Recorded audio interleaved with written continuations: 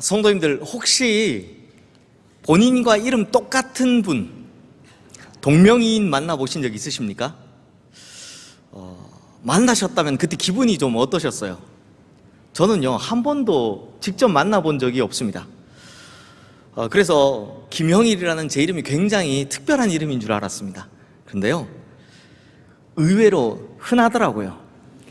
네이버에 가서 김형일이라고 치니까 전 국회의원, 탤런트, 왜 그 장군 역할 많이 했던 탤런트, 그다음에 축구선수, 국가대표 했던 축구선수, PD, 기업인, 의사, 교수, 연극배우, 기자 등등등 사회적으로 유명한 사람 28명이나 나오더라고요. 저는 없고요.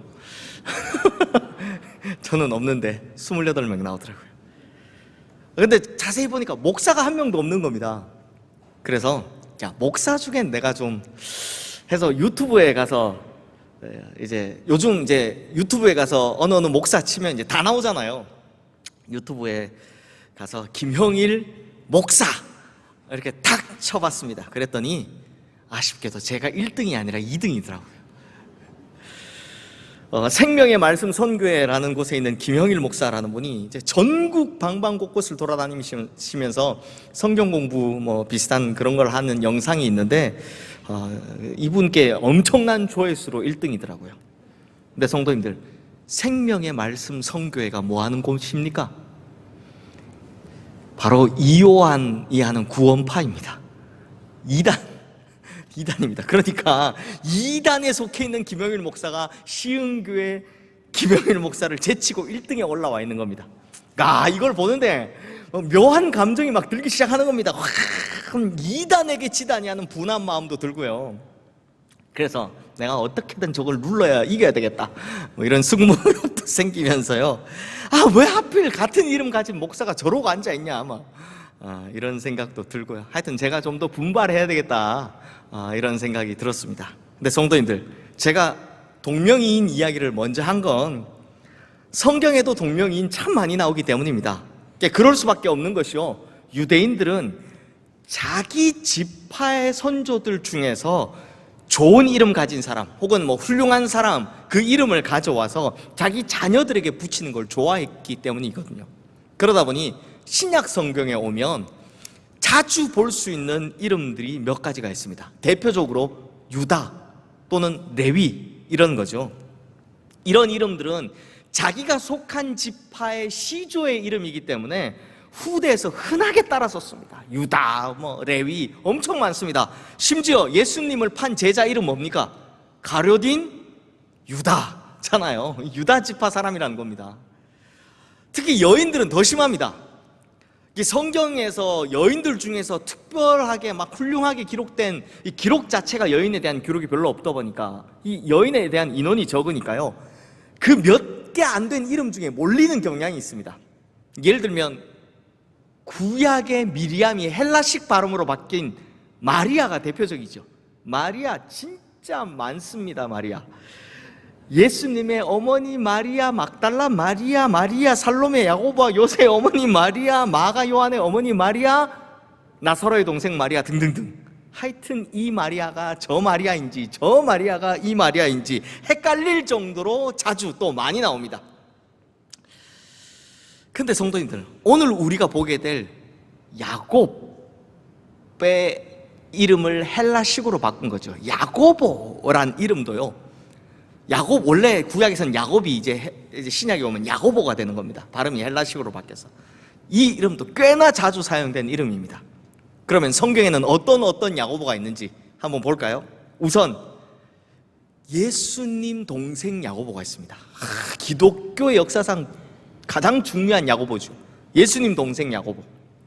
그러니까 이 야고보는요, 예수님 동생이니까 흔한 말로 하면 로열 패밀리입니다.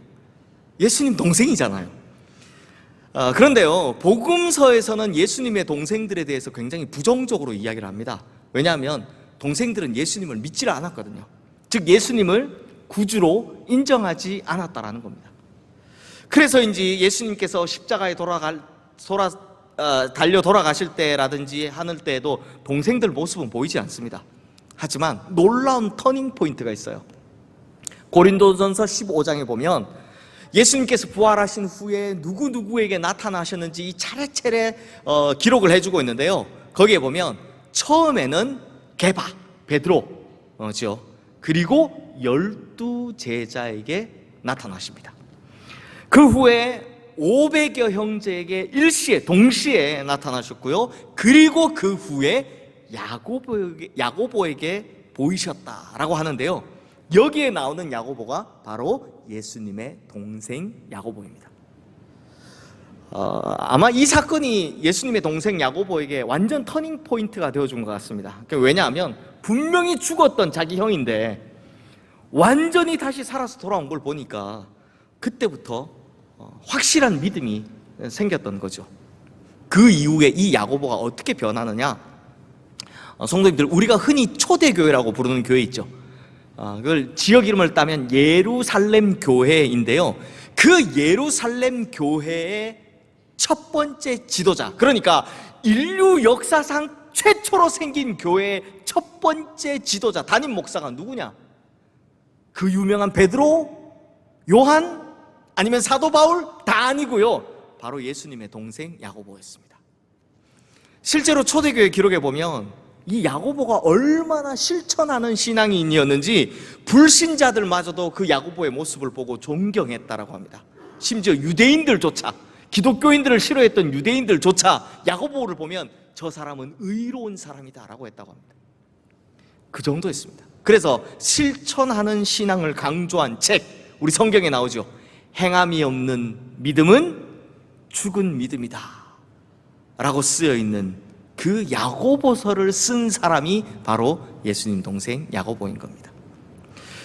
그리고요, 야고보가 기도를 얼마나 많이 했는지, 무릎 꿇고 기도를 오래 하다 보니까 나중에 무릎 관절이 이제 굳어서 뻣뻣해지는 겁니다.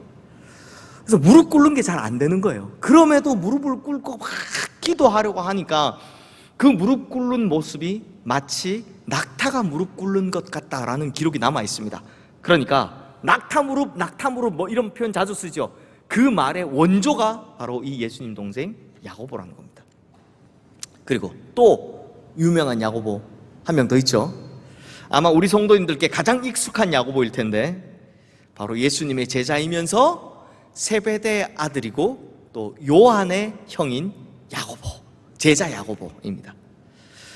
사실 당시 예수님을 따르는 제자, 이게 몇 명 있는 게 아니라 수도 없이 많았습니다. 엄청 많았습니다. 그런데 그 중에서도 특별히 뽑힌 12명의 제자가 있었죠.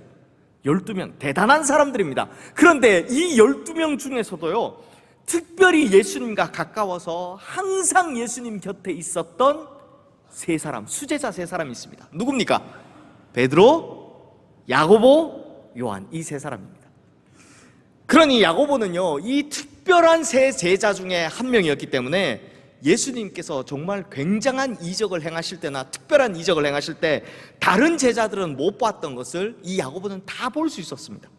심지어 마지막으로 기도하시기 위해 겟세마네 동산에 올라가실 때 다른 제자들은 다 그냥 밑에서 기다려야 했지만 야고보는 끝까지 예수님과 함께 올라갈 수 있었습니다.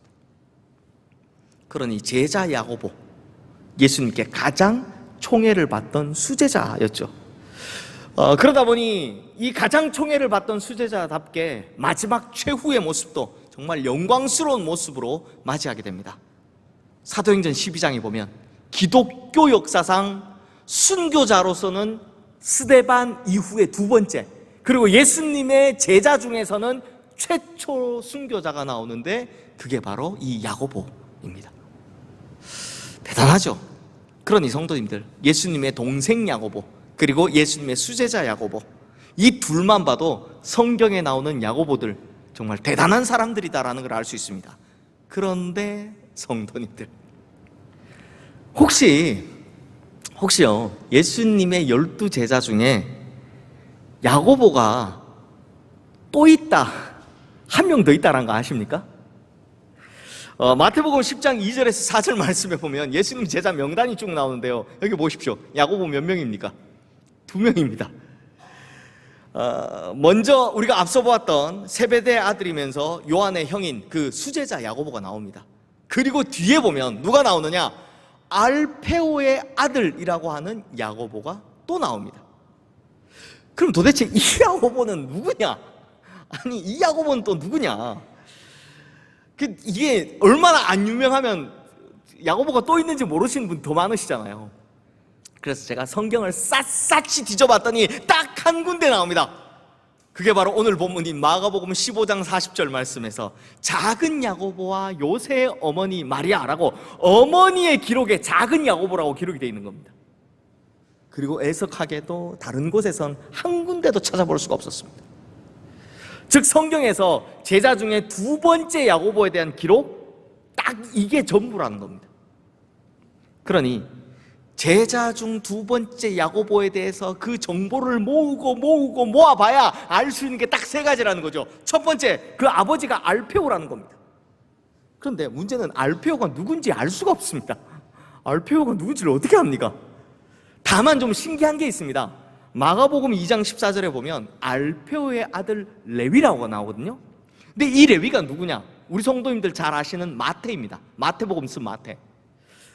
그러니까 마태의 아버지 이름도 알페오인 거죠.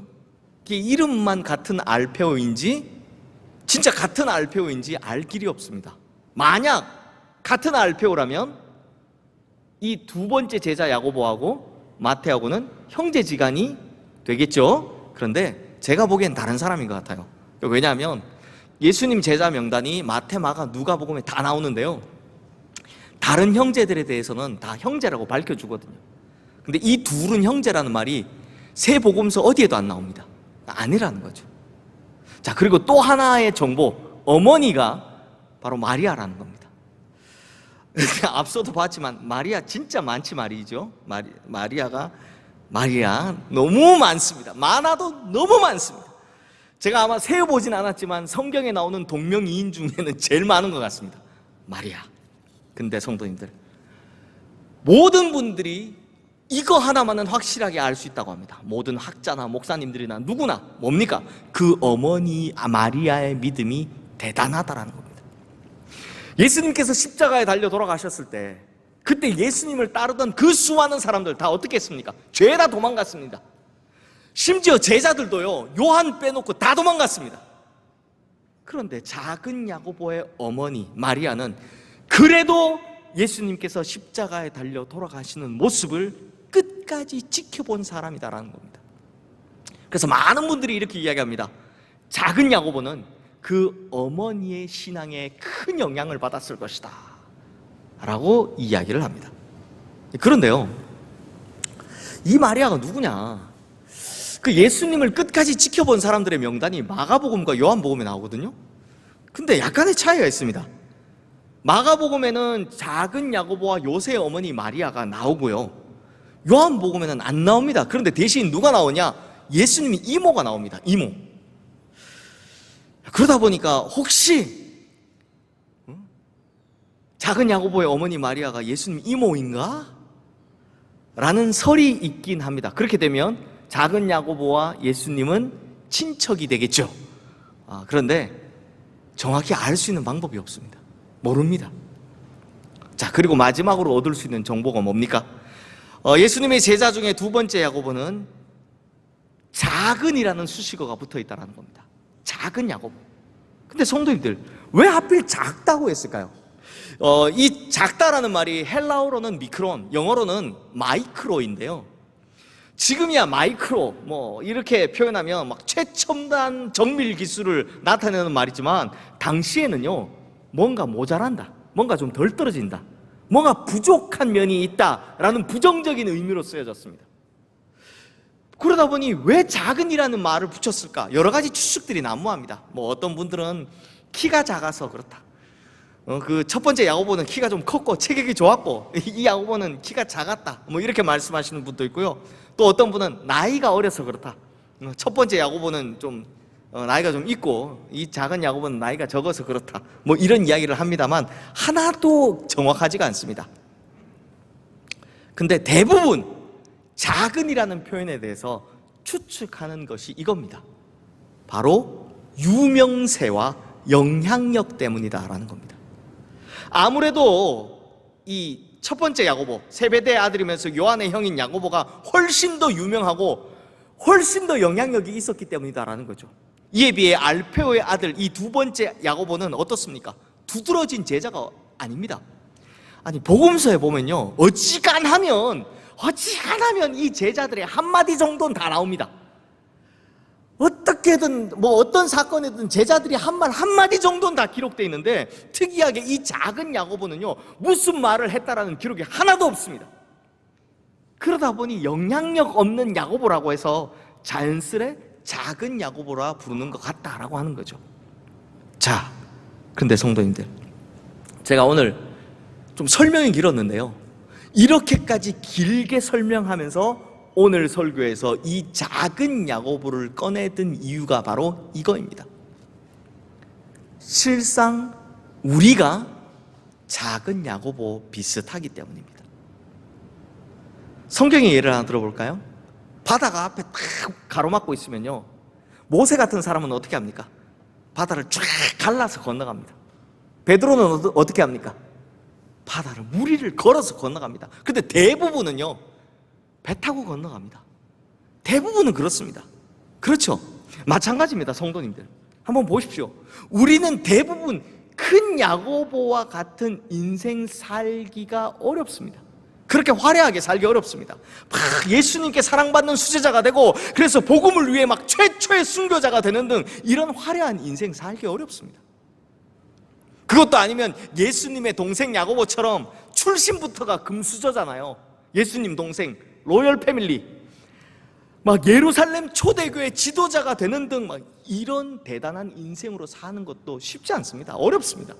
그러니 우리는 오히려 대부분 이 작은 야고보 같은 인생을 살아갑니다. 그냥 조용히 하나님 믿으면서, 그냥 이름 없이 빚도 없이 묵묵히 하나님 섬기면서 그냥 그렇게 평범하게 살아가는 겁니다. 게다가 우리 성도님들 가운데는 이런 생각하시는 분들 꽤 많으실 겁니다. 아마 많으실 거예요. 저한테 그런 말씀들을 많이 하시니까요.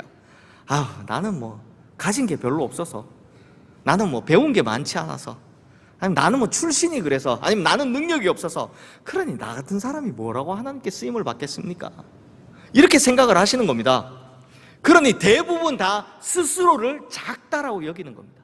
스스로를 작은 야고보처럼 생각하신다라는 겁니다. 그런데 성도님들, 놀랍게도 하나님께서 쓰시는 사람은 바로 이런 작은 사람들입니다. 지금 화면에 뜬 고린도전서 1장 27절에서 29절 말씀 우리 함께 읽어보겠습니다.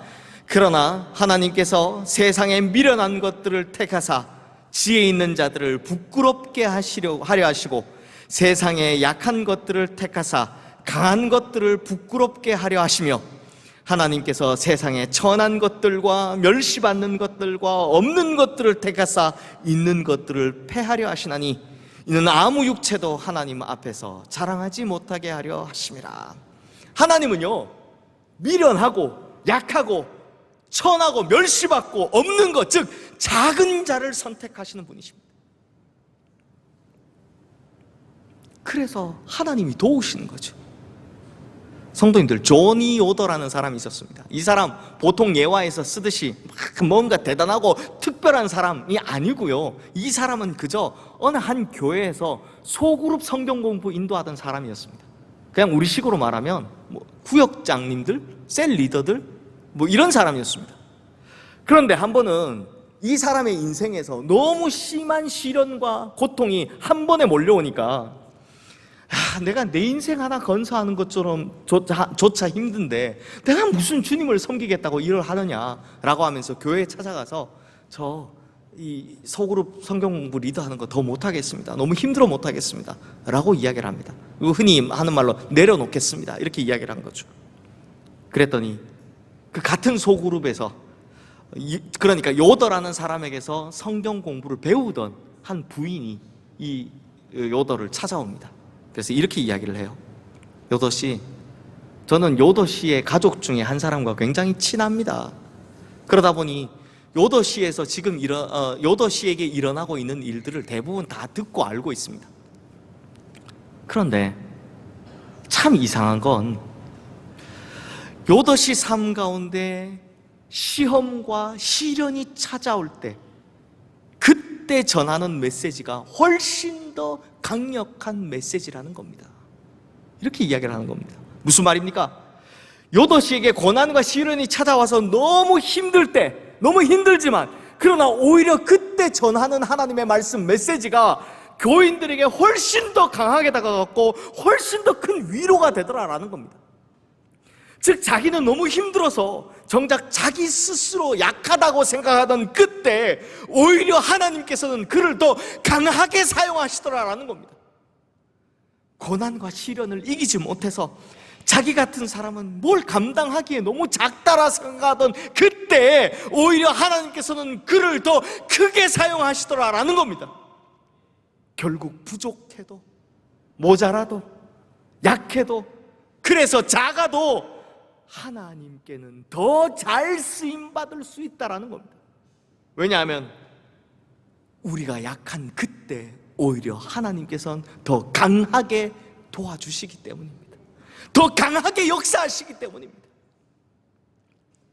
그러므로 성도님들, 하나님 앞에서 중요한 것은요, 하나님 앞에서 중요한 것은 내가 얼마나 크냐 작냐가 아닙니다. 하나님 앞에서 중요한 것은 얼마나 알차게 쓰임받느냐, 이게 중요한 겁니다. 사도 바울이 디모데후서 2장 20절 21절 말씀에 보면 자기 수제자죠, 에베소 교회에 가서 자기 후임으로 가서 정말 힘들게 사역하고 있는 어린 디모데에게 이런 말을 하는 걸 볼 수 있습니다. 우리 함께 한번 볼까요? 같이 읽어보겠습니다. 큰 집에는 금그릇과 은그릇뿐 아니라 나무그릇과 질그릇도 있어 귀하게 쓰는 것도 있고 천하게 쓰는 것도 있나니 그러므로 누구든지 이런 것에서 자기를 깨끗하게 하면 귀히 쓰는 그릇이 되어 거룩하고 주인의 쓰임새에 합당하며 모든 선한 일에 준비함이 되리라. 자, 성도님들, 이 말씀의 핵심이 뭡니까? 금그릇 은그릇이 되라 이겁니까? 아니죠. 집안 찬장에는 금그릇 은그릇처럼 비싸고 좋은 것도 있고요, 나무그릇과 질그릇처럼 그냥 천하고 하찮은 그릇도 있다라는 겁니다. 그런데 중요한 것은 뭐다? 크고 비싼 게 아니라 주인에게 귀하게 쓰임받는 그릇이 중요하다라는 겁니다. 그러므로 성도는요, 크고 비싼 금그릇 은그릇이 되려고 애쓰는 사람들이 아닙니다. 성도는 크고 비싼 금그릇 은그릇이 아니라고 좌절하는 존재도 아닙니다.